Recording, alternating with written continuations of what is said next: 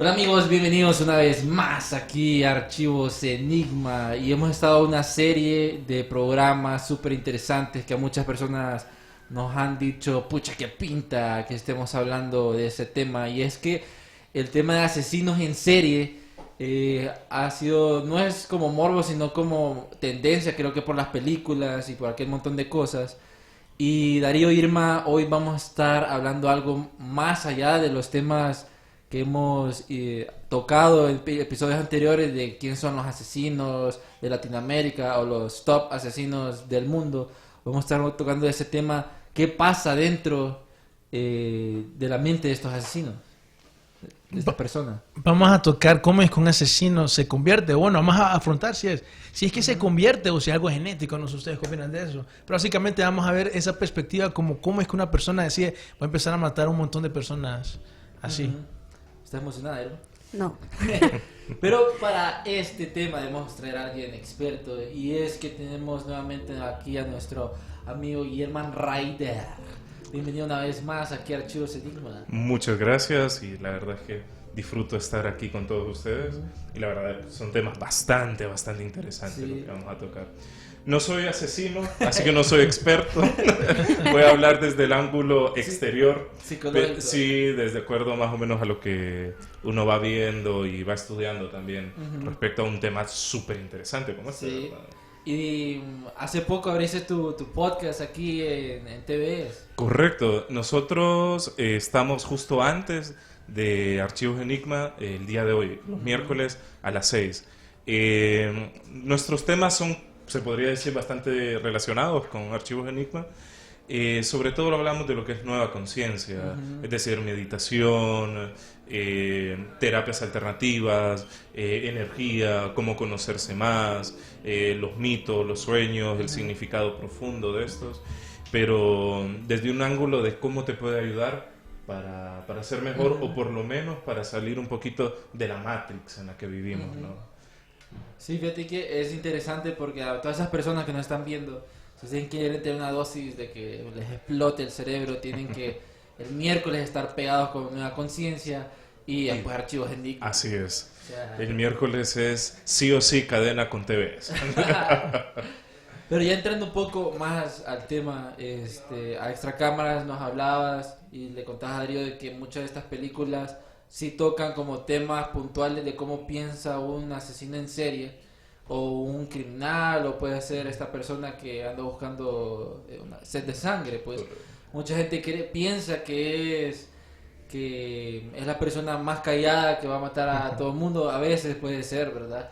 Pero a nivel psicológico mencionabas que no son así, no se comportan ese tipo de personas. Bueno, hay que entender que muchas veces los directores, a la hora de hacer una película, sí averiguan un poco sobre el tema psicológico, pero hay veces que no encaja con el estereotipo que tenemos de asesino, ¿no? Tenemos el estereotipo del tipo callado, sombrío, introvertido, que no habla con nadie, pero cuando uno empieza a estudiar realmente, se da cuenta que generalmente son las personas con más carisma, son más sociables, y de repente se descubre y todo el mundo queda como, ¿qué pasó? Si esta persona era querido por todos. Muchas veces sucede así. Es más, también hablamos extracámaras sobre los cultos que se arman alrededor a veces de asesinos seriales o personas que incentivan suicidios en masa y estas cosas, y para poder hacer eso se ocupa carisma. O sea, se ocupa tener cierta capacidad de poder influenciar psicológicamente a los otros. Y la verdad es que para poder influenciarlo, ocupa como ciertas características bien vistas por la sociedad. Porque nadie se va a confiar de un tipo raro, medio extraño, eso genera desconfianza.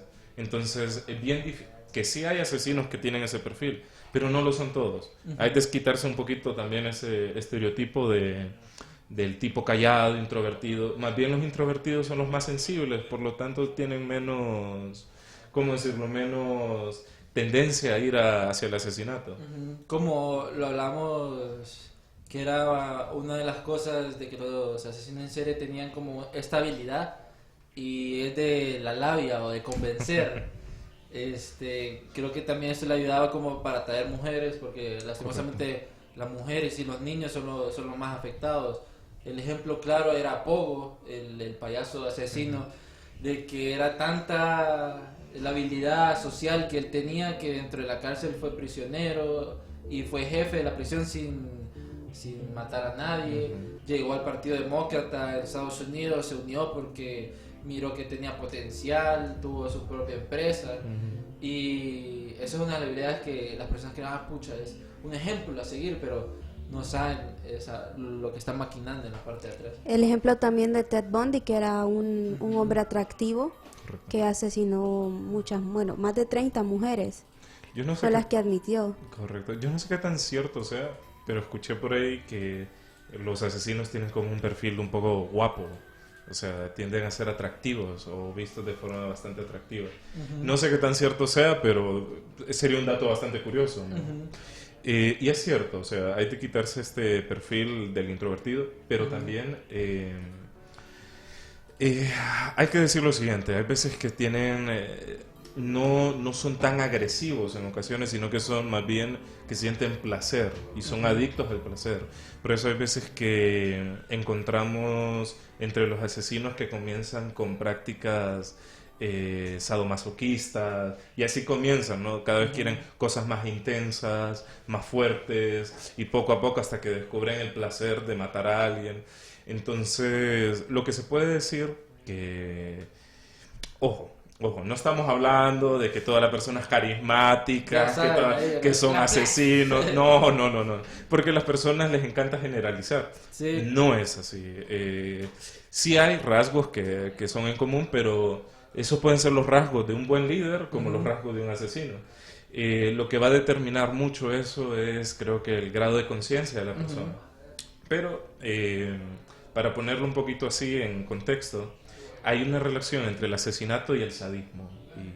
Y el sadismo, ¿qué es? Sentirme fuerte, sentirme que puedo dominar y controlar a alguien toda su vida y que puedo incluso decidir cuándo muere. Eso es como el punto más alto del sadismo. ¿Por qué una persona va a buscar sentirse más fuerte que otra?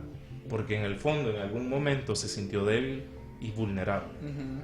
Y ahí es donde ya podemos hablar de sus traumas infantiles, de los que pasaron. En ese momento de vulnerabilidad pensaron, no siempre, esto tampoco quiero caer en generalidades, pero suele suceder que empiezan a pensar, esta persona, mi mamá me abusa o mi papá me abusa, me pega muy fuerte, lo que sea, porque tiene fuerza, porque es poderoso. Si yo soy fuerte, si yo soy poderoso, entonces voy a poder ejercer esa fuerza sobre alguien que sea débil, es decir, mi víctima.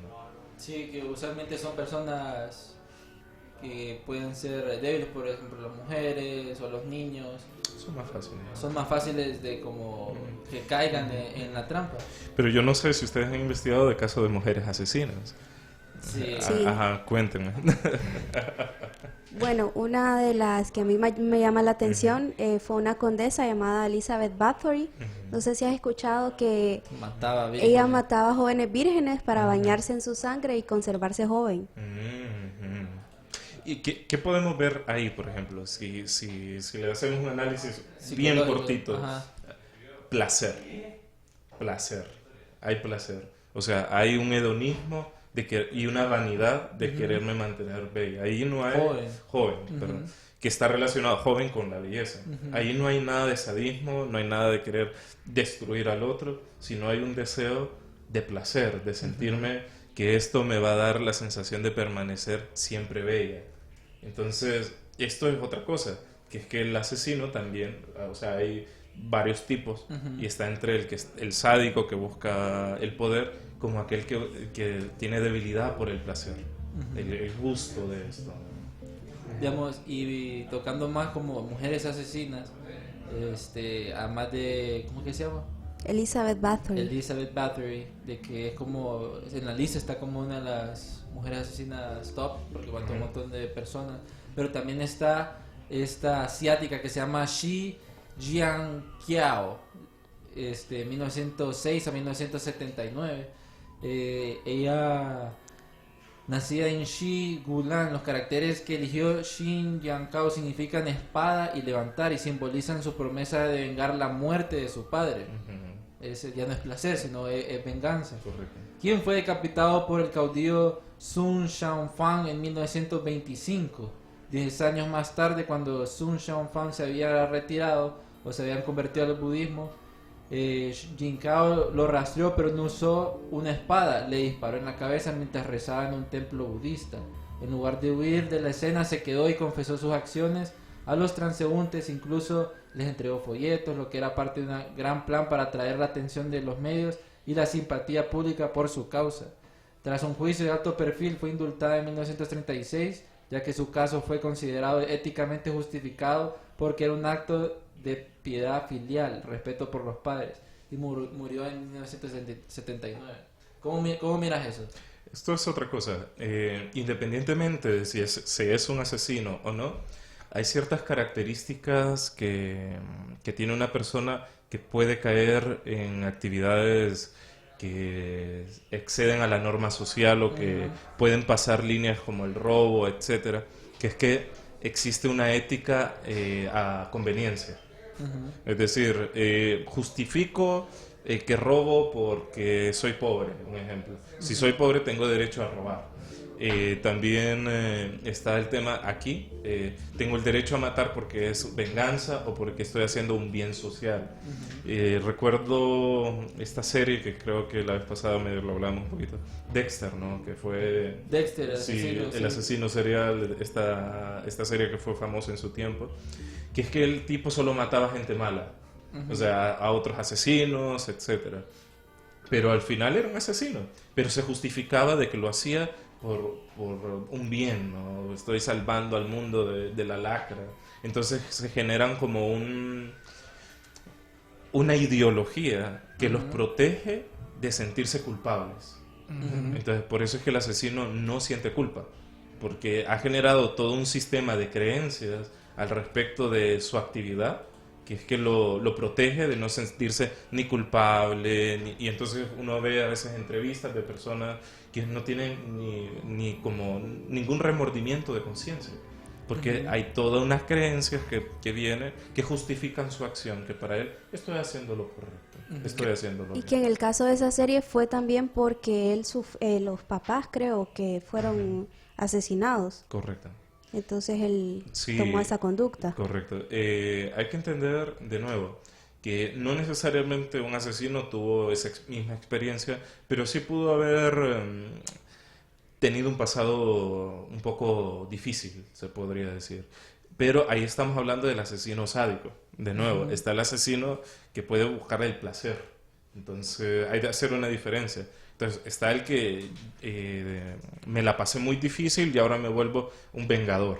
Entonces este es el que es directamente más violento, más se ve que está en conflictuado. Su rostro puede ser más agresivo, pero está el placentero, que es el que puede pasar más desapercibido, que es que tengo derecho a cualquier cosa que me guste. De nuevo, tengo una creencia que me justifica mi actitud, ¿no? Entonces tengo derecho a matar si yo quiero. Desde que es interesante como porque además de hablar de sadismo o de placer o de venganza, hay otros tipos de asesinos en serie que no sé, o sea, si nos puedes explicar cómo es que nace un fetiche.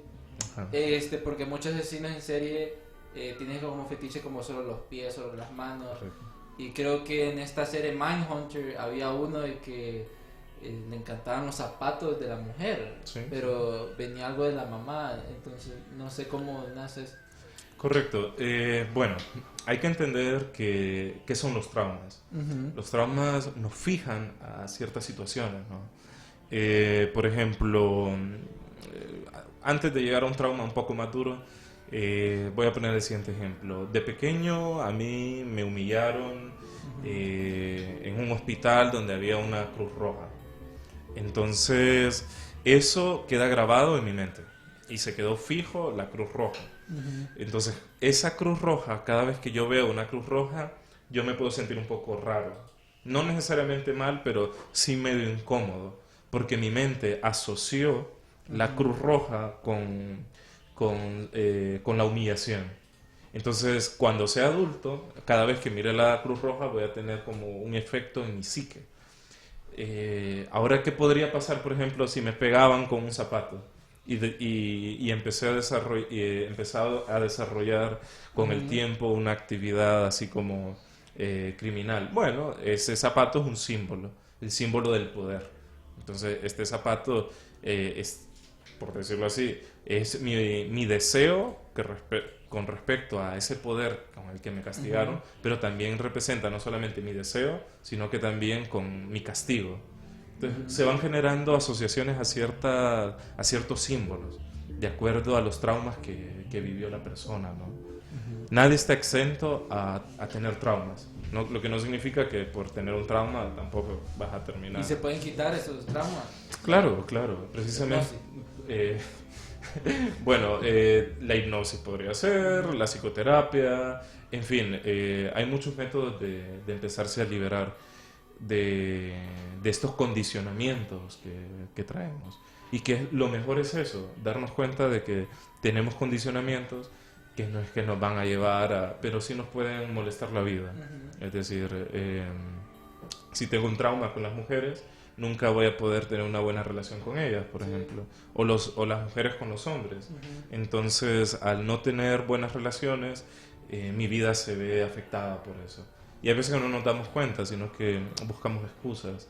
Yo recuerdo que muchas veces en psicoterapia me he encontrado con personas que han sido, por ejemplo, tuvieron un padre autoritario, fueron abusadas en consecuencia por el padre autoritario, entonces, y tienen como que huyen de la relación de los hombres, ya sean mujeres u hombres, o sea, buscan como excusas para no relacionarse con ellos, no, porque es que no me llevo bien con ellos, a mí me agradan más las mujeres, etcétera, ¿no?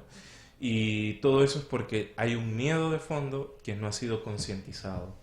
Y claro, el miedo, si nos vamos, el miedo puede llevar al odio, el odio puede llevar al asesinato también. Entonces, es como, no recuerdo en este momento la novela, pero hay una escena donde una mujer está matando a un hombre en esta novela y lo está matando y ya está el cadáver, pero producto del miedo que siente, lo sigue matando, no se da cuenta que ya no es una amenaza, que ya se murió, pero el miedo impulsa tanto a seguir haciendo el acto de matarla, ¿no? De matarlo. Eso sucede muchas veces con nosotros. No es que estamos matando, simplemente que tal vez ya la amenaza ya desapareció, pero seguimos tomando la misma actitud toda la vida, agresiva o a la defensiva con las personas. Y le digo a usted, Irma, no sé qué piensan ustedes, si algún posible, yo tirándome conspiraciones locas, ¿verdad? Que si la élite puede usar este tipo de traumas a su favor, o sea, para los asesinos en serie. Como para crear asesinos, te decís vos. Ajá, como que a propósito, miran a una persona que por su estilo de vida, pues, se puede convertir, porque sabemos de que la mayoría se convierte por traumas y todo eso, se metan y le creen un trauma para hacer cosas raras. O sea, un trauma a propósito, pues. Sí, yo diría que sí, definitivamente. No sé, tal vez eventos como 9/11, por ejemplo, crean traumas en la gente, incentiva que se metan a la guerra, al ejército. O sea, entonces puede ser, no sé, no suena tan loco. O como los experimentos de MKUltra. Sí, ¿cómo es que se llama? Bueno, que queden tanto trauma que lo quieran repetir, pues, no sé. Aquí yo les traigo como un dato de unas investigaciones de cómo es la psicología de un criminal, porque también un asesino en serie y criminal, o sea, están como casi en la misma área, pues. Entonces dice, un reciente descubrimiento presentado en el New England Journal of Medicine se constatan de las diferencias anatómicas entre los asesinos en serie y las personas corrientes. En el asesino en serie se aprecia un lóbulo frontal de mayor tamaño y por ello más funcional. característica que les confiere mayor agresividad y menor empatía que la media. En el lóbulo frontal residen la conducta, la estrategia, la memoria de trabajo y la capacidad de planificación. Se podría afirmar que es la parte más humana de nuestro cerebro. Su hipertrofia indica que una alta agresividad y a su vez un aumento en la capacidad de estrategia, así como una baja capacidad de empatía, que pueden desembocar en cierto riesgo de sadismo. Uh-huh. ¿Qué opinas de eso?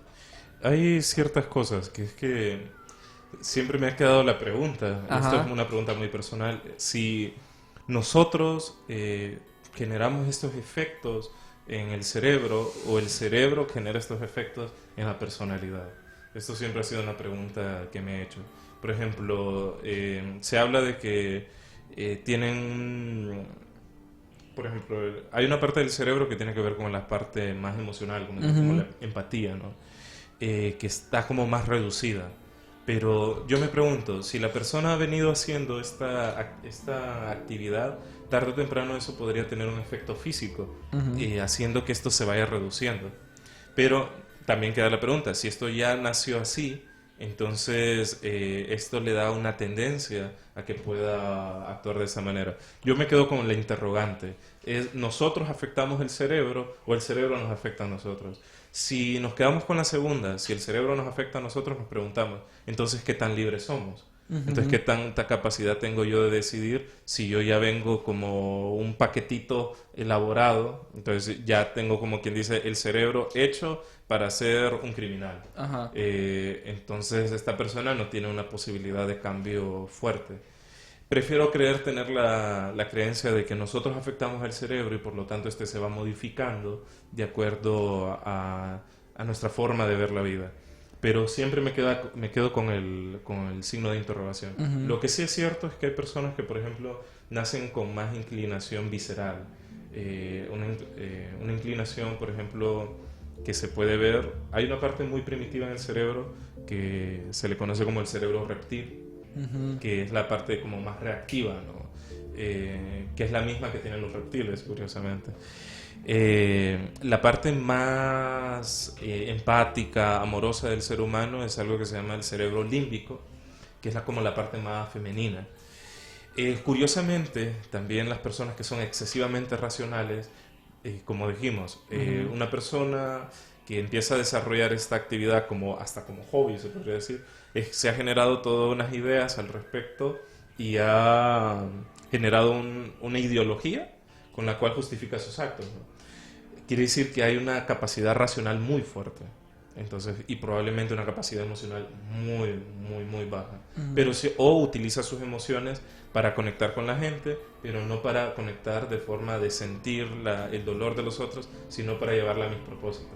Entonces ahí hablamos de una persona extremadamente manipuladora, donde el otro solo es un objeto para mi propio beneficio. Entonces esta podría ser otra característica que podríamos decir, un egoísmo muy fuerte. Pero si somos honestos, ¿cuántas veces nosotros mismos no tenemos el deseo de que alguien haga lo que nosotros queremos? Entonces, tener el control. Correcto. Ajá. El deseo de tener el control puede ser uno de los deseos más peligrosos en el ser humano. No hablo de que vamos a ser criminales, sino que podemos usar a las personas y hay veces que se hace mucho daño desde ese ángulo. Y eso es de tener mucho cuidado con eso. Hay de sensibilizarnos bastante. ¿Y ustedes qué piensan? Porque hablaba sobre la mente, el cerebro reptil, sí, ¿verdad? Sí, sí.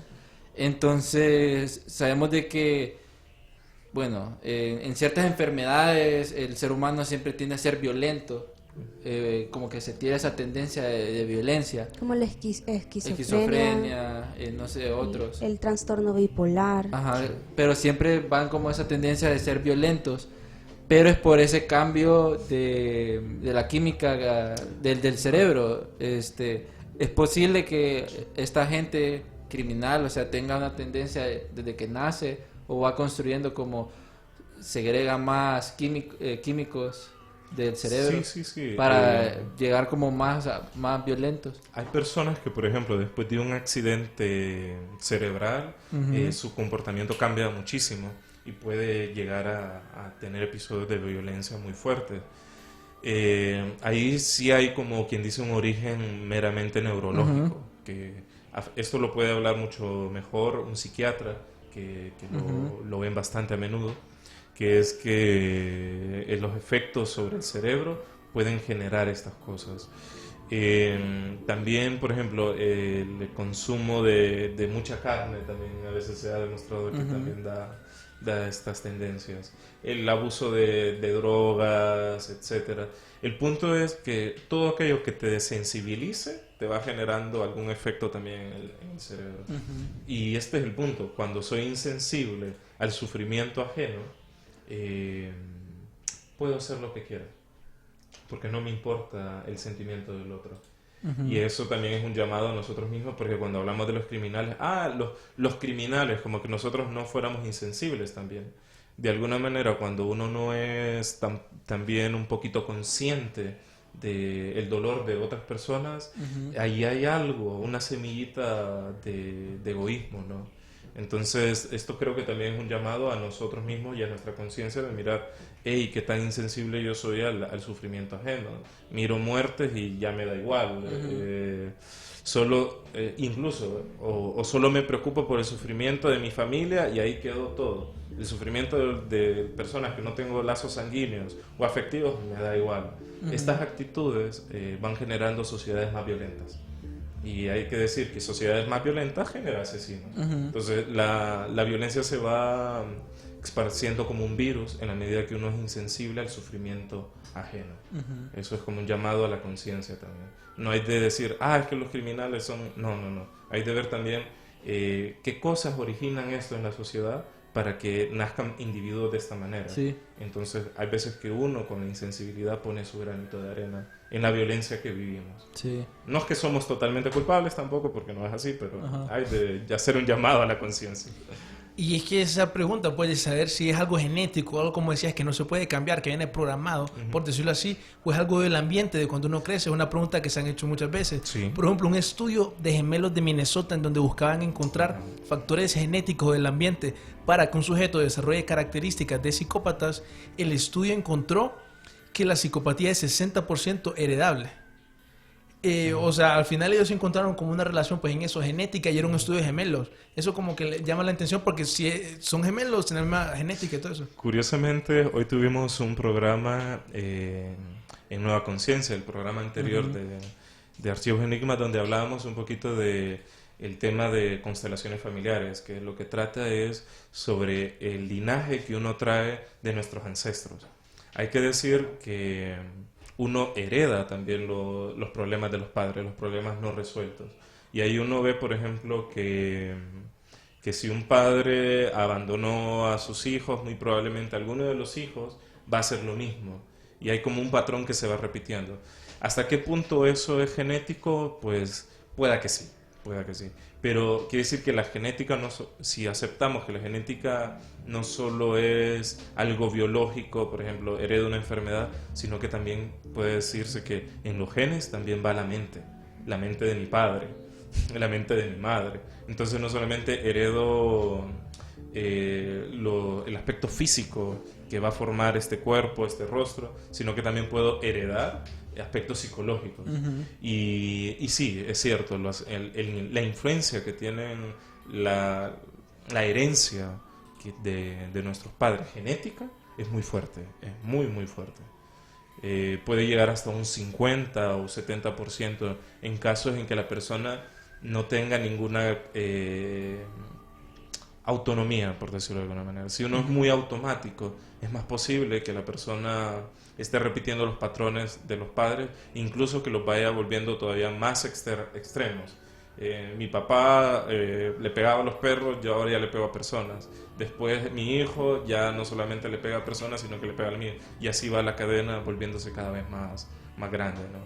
Entonces hay que ver que si uno también no se pregunta y no se hace un autoexamen, también puede pasar Y ciertas cosas, ¿no? Yo creo que ese es el factor más importante al final, eso del ambiente. No sé ustedes qué opinan, pero por ejemplo, según el libro The Only Living Witness de Stephen G. Mott y Guy Ainsworth, 42% de los asesinos seriales condenados sufrieron abusos físicos y 74% de abusos psicológicos cuando eran niños. Sí. Yo sí creo al final que el ambiente y los abusos que recibieron de niños, los traumas, es bien importante para cómo una persona si se convierte en un asesino serial o no. Correcto. Aquí voy a leer un comentario, nos manda saludos Rosbeth Flores, nuestro colega ahí, nos dice saludos colegas, que tiene el podcast Polos Opuestos. Sí. Un saludo, Ros.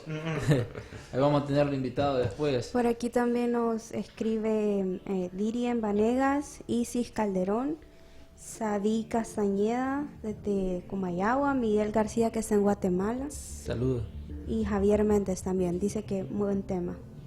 Sí, es que los asesinos en serie, mucha gente, bueno, vos lo decías, Darío, que es como apoyar, fomentar el morbo, pero hay gente que le gusta todo, como quiero saber por qué el asesino en serie se comporta así. O sea, hay de gustos, pues.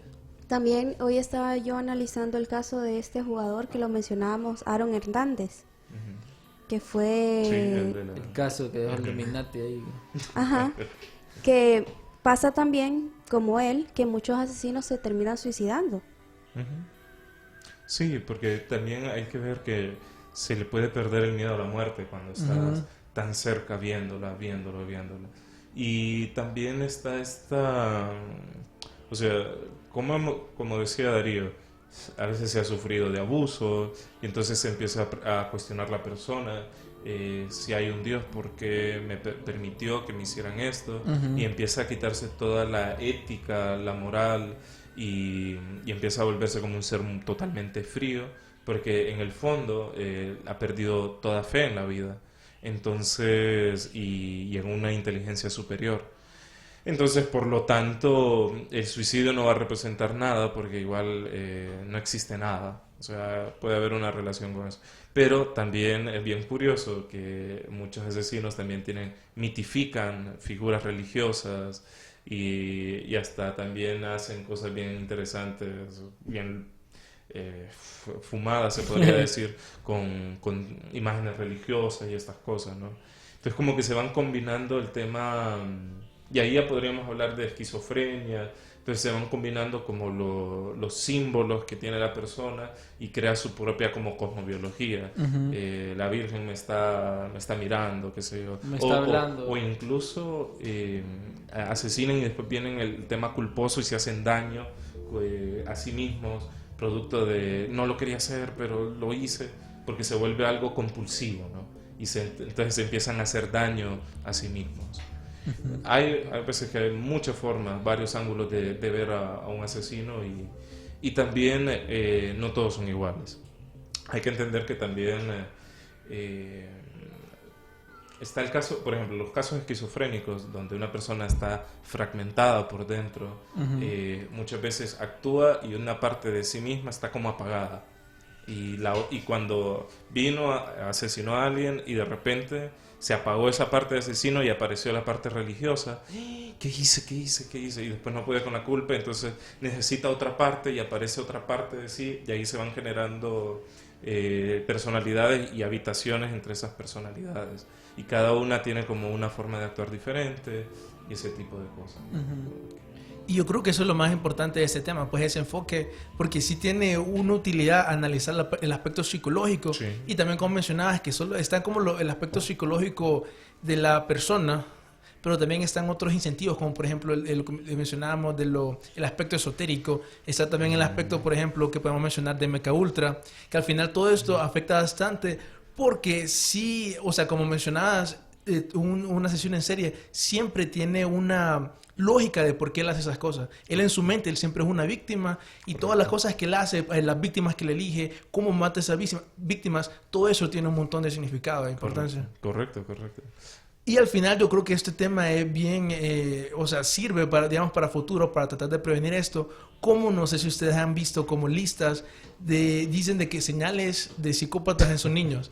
Eso me pareció en extremo porque eran de niños de como 2 años. Sí, aparentemente hay psicólogos que piensan de que pueden encontrar la psicopatía en niños. Cosas como, por ejemplo, tal vez habrán escuchado los asesinos en serie tienden a orinarse en la cama, tienden a jugar con fuego, el abuso de animales, y por lo menos ciertos aspectos parecen que puede ser cierto. Sí, hay que decir que, o sea, eso no viene ya, me volví adulto, ya me hice asesino serial, sino que viene de nuevo de una desensibilización o de ciertas cosas que me marcaron desde muy pequeño. Por ejemplo, no necesariamente si el niño se orinaba en la cama, pero por ejemplo, si se orinaba en la cama y venía papá y se ponía totalmente violento, entonces vivía con miedo, entonces después el miedo lo volvía a hacer que se orinara en la cama y entonces cada vez recibía más maltrato por orinarse en la cama, por ejemplo. Pero entonces ven las historias, todos estos se orinaban en la cama. Pero no era porque se orinaban en la cama, sino que la respuesta de sus padres ante este hecho era la misma. Y esto es otro punto. La violencia engendra violencia. Pero también la gente, cuando se habla, por ejemplo, traten a sus hijos con más amor, creen que amor es ser condescendiente, permitirles todo.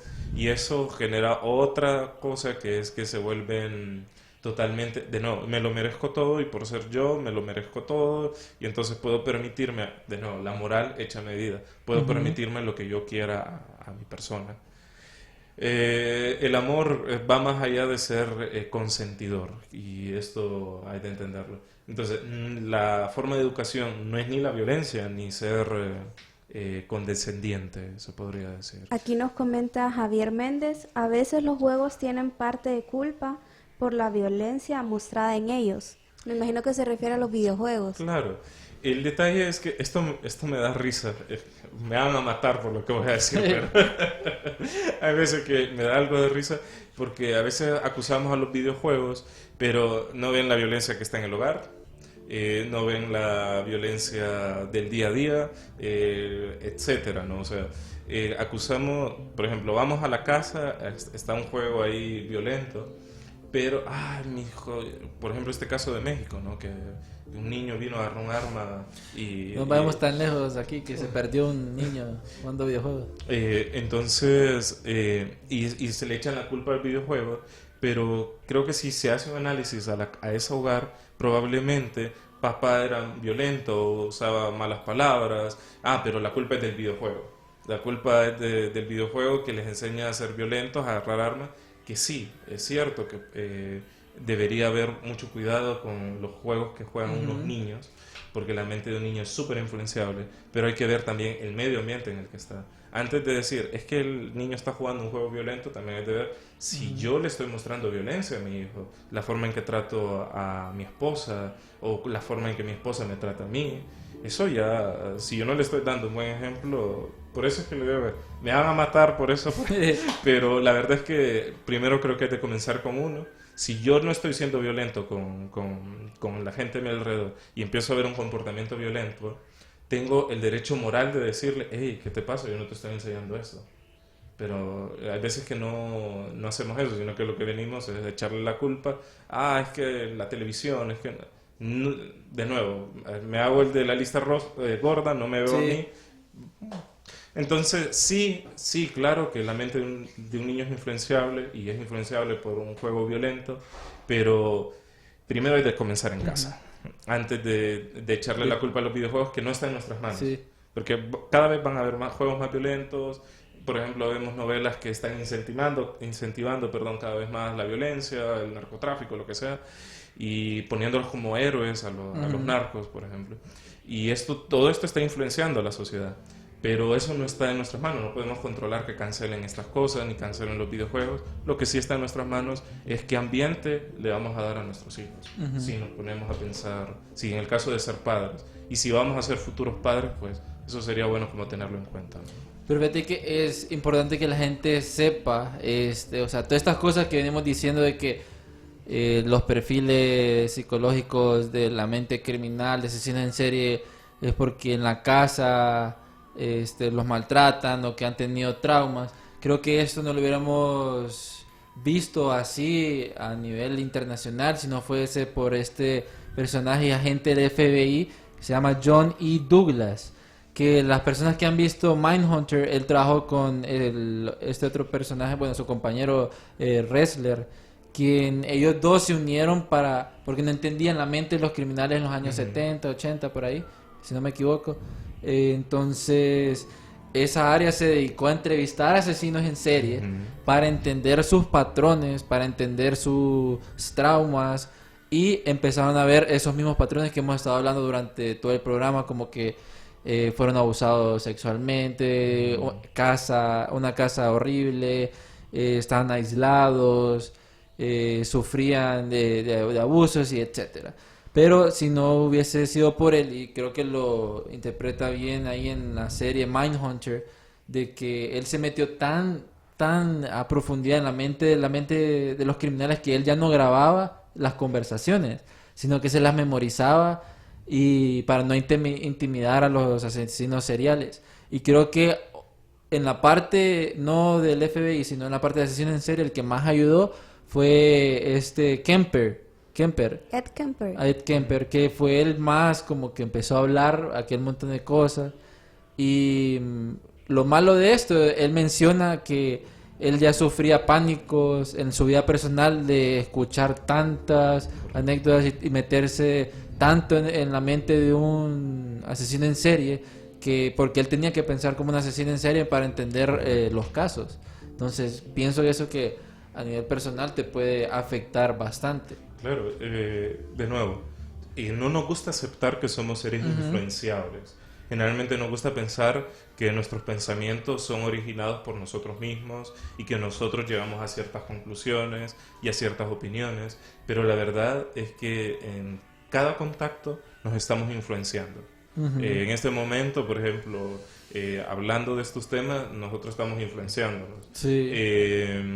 Y así sucesivamente. Entonces, ¿qué puede pasar con una persona que se está relacionando constantemente con asesinos? Pues de alguna manera eso empieza a influenciarlo a uno. Él. Puede tener sueños, pesadillas, porque de alguna manera, de nuevo, una persona bastante sana, por decirlo así, bastante sana en términos relativos, tiene empatía. Entonces, como tiene empatía, puede sentir al otro. Entonces, puede sentir al asesino, lo que siente, lo que está viviendo, cómo lo vivió, y todo eso tiene un impacto en su psique.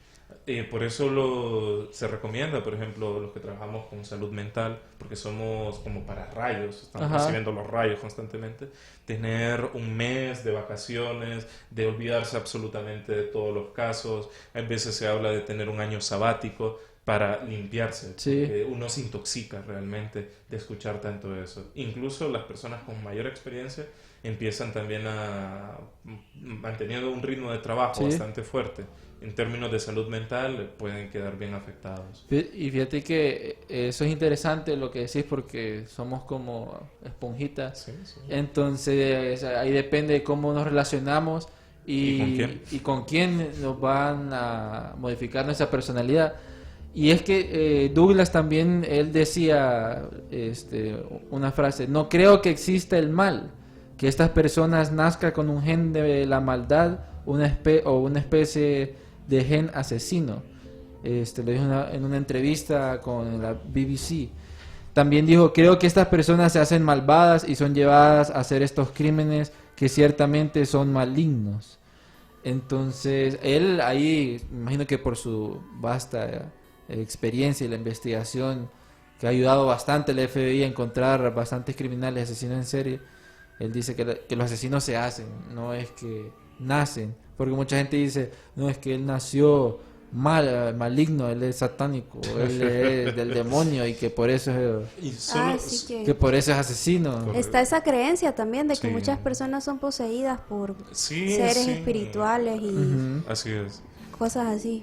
Imagínense, solo pónganse a pensar un niño que fue juzgado desde pequeño como alguien malo, que fue etiquetado desde chiquito porque tal vez era hiperactivo, rebelde, quizás hasta un poquito destructivo, y empezaron a decirle: es que vos solo servís para destruir, es que vos sos egoísta, es que vos... Desde chiquito empieza a escuchar eso, lo mismo que estábamos hablando, o sea, lo empezaron a programar y empezó hasta llegar a un punto donde dice: sí, soy esto.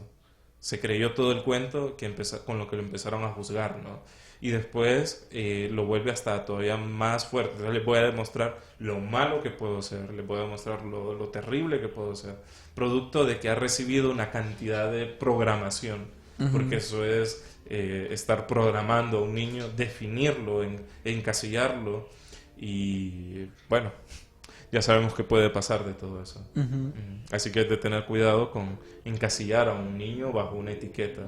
Yo recuerdo, por ejemplo, este famoso mago del siglo XX, Aleister Crowley, que él dijo: yo soy la bestia y mi número es el 666. Y cuando uno... sí, era un poquito enfermo. Pero cuando uno analiza su biografía, se da cuenta que la primera persona que le dijo que era la bestia fue su mamá. Su mamá, porque él era un niño hiperactivo, revoltoso, pero era un genio. Podía jugar, por ejemplo, 5 juegos de ajedrez con 5 personas diferentes y ganarle a los 5. Pero ella no sabía qué hacer con toda esa genialidad y con todo ese lado hiperactivo, y entonces, es que vos sos la bestia. Entonces, él se creyó tanto el cuento que cuando se volvió famoso, él dijo: yo soy la bestia y mi número es el 666. Pero fue su mamá quien le dijo eso, o sea, que él aceptó el programa que le dijo su mamá. Eso también es una característica que yo he podido notar, que muchos de estos asesinos en serie sí tienen una relación problemática con sus padres, la figura paterna, pero mucho más con la figura materna. Claro. Incluso muchos de ellos desarrollan como una obsesión por la figura materna. Está el caso de Ed Gein, que se inspiraron en él para hacer el Leatherface, que él quería vestirse de mujer, quería vestirse de su mamá. Sí. Quería ser mujer totalmente. Sí, es que hay que entender que muchas veces esto se llama... se me escapa el nombre en este momento, el nombre científico, pero hay como una identificación con el poder. Y el poder para un niño es su madre. Sobre todo porque los padres son ausentes, es decir, en la sociedad en la que vivimos, los padres están trabajando, y ahora, lamentablemente, los niños de ahora ya no solamente no está ni papá ni mamá, ahora solo está internet, y los niños están creciendo con internet. Pero hay que decir, en los años 70 todavía los niños compartían con sus madres, o incluso más en siglos pasados. Entonces la única figura que tenían realmente cercana desde muy pequeño era su madre. Entonces la fijación es con la madre, y quien tiene el poder y la autoridad de decir esto es bueno, esto es malo, es la madre. Entonces cuando se llega a tal identificación con ella, se puede volver a una relación obsesiva, compulsiva, un deseo de quererla complacer en todo, como una especie como de diosa, como una diosa madre que tengo que complacerla, que tengo que hacerla sentir bien, porque si me llega a rechazar no sabría qué hacer. Pero también después empieza a haber un resentimiento hacia la madre en esta identificación, porque no siento que soy amado por quien soy, y entonces se vuelve todo un tema bien compulsivo con la madre. Y es bastante común que pase esto. Y eso que estás hablando básicamente es lo que decía Freud, pues cuando uno está pequeño, si sos hombre, la relación con tu madre es bien importante, y al revés también cuando sos una mujer con tu papá. Y eso supuestamente Freud dice que los hombres tratan de alcanzar autonomía de sus madres. Entonces cuando nosotros no podemos alcanzar eso, que me parece que era lo que mencionabas del poder, es cuando empiezan este montón de traumas. Y por lo general el tipo de mamá que digamos le ocasiona estos traumas a su hijo son las mamás que son controladoras, sobreprotectivas, física y emocionalmente abusivas. Correcto, porque no dejan que te desarrolles como adulto. Te quieren tener en una burbuja, y nunca acordás el cordón umbilical. Entonces no te desarrollas, no tenés un desarrollo psicológico sano. Un hombre, por ejemplo, un niño, tarde o temprano tiene que hacer ese corte con su madre para seguir en su paso de crecimiento. O sea, durante cierta edad está bien que sea dependiente, que su mamá lo sea todo, pero llega un punto donde el niño necesita dar el siguiente paso. Y el siguiente paso es hacer como un corte con la madre y decir, bueno, ¿qué es lo masculino? ¿Qué me define? Entonces, eso puede ser muy traumático, y esto es un estudio bastante interesante en la psicología infantil, que los niños tienen empiezan a tener como un rechazo hacia lo femenino. no me gusta que me besar a las niñas, no me gusta que me digan que tengo novia cuando son chiquititos. Ahora pues las cosas están influenciando por internet y las cosas están cambiando, pero antiguamente, o por lo menos una década atrás, los niños tenían como este rechazo hacia lo femenino porque estaban conociendo qué era la masculinidad. Entonces parte eso es como un trauma que todo hombre tiene que vivir en su niñez. De alguna manera hacer un corte con lo femenino, pero después viene el siguiente paso, que es la integración de lo femenino, ya como hombre.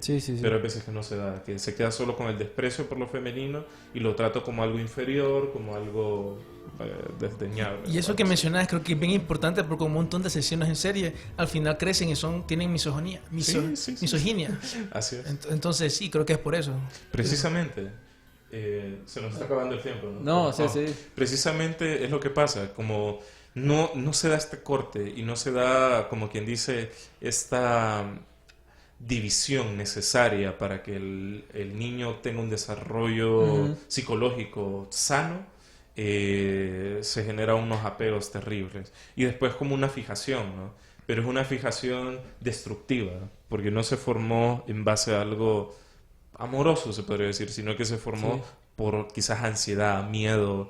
La mamá estaba con pánico que le pasara algo al niño, entonces tengo que cubrirlo, protegerlo, y entonces el niño percibe el miedo de la madre, después quiere que ella esté feliz, y entonces se van generando toda una cantidad de rollos internos terribles para un niño que ni siquiera sabe manejarlo.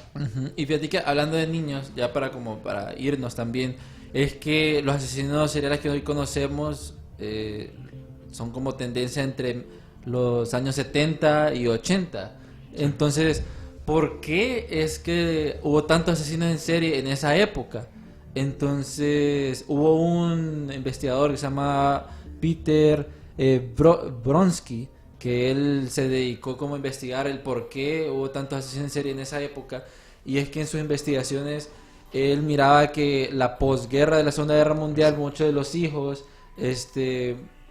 tuvieron ese efecto de ese trauma, por así decirlo, o esas consecuencias de que hubo en la Segunda Guerra Mundial.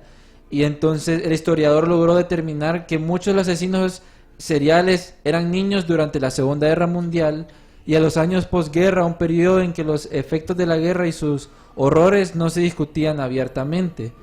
Fue una guerra que llegó a unos niveles de violencia que no habíamos visto, dijo Bronsky. Muchos de los asesinos en serie no se han referido de manera oficial a sus padres, pero lo que han hecho, lo que señalan a menudo es que regresaban del campo de batalla en un estado traumático. Y Bronsky destacaba que hubo un aumento no tan pronunciado de asesinos seriales entre 1935 y 1950, que siguió a la Segunda Guerra Mundial. Además, que se espera que los sociólogos y los criminalistas miren con mayor cuidado la vida de los padres de estos asesinos seriales y sus relaciones familiares. Entonces, muchas de esas personas, después de la Segunda Guerra Mundial, además que había publicidad y un montón de cosas bien feas, pues perjudicaban a estos jóvenes. Sí. Y lo vemos también después, ahorita que hay bastantes guerras en Siria, o después del 9/11, salieron aquel montón de terroristas, aquel montón de mass shootings por las teorías de conspiración de que hay en el Medio Oriente y todo esto. Entonces se van creando como estos personajes producto de un punto de guerra, pues. Y ahí vemos que en ese tiempo, del 70 al 80, fue donde salió Ted Bundy, salió Pogo, salió esta mujer asesina en serie, pero también hay que ver ese lado familiar, pues. Sí. ¿Y qué te parece también la conexión con MK Ultra? Que durante ese tiempo fue cuando operó MK Ultra. Uy, sí, es otra conexión, pues, que también pudo afectar a crear a estos personajes. Supuestamente un montón de casos, y ahorita, por ejemplo, uno bien reciente, que ya lo están como confirmando. Esta semana Yahoo News habló casualmente de ese artículo, el Unabomber, lo mencioné en el episodio pasado, que fue una víctima de MK Ultra, y que eso lo inspiró a él a la matar, pues.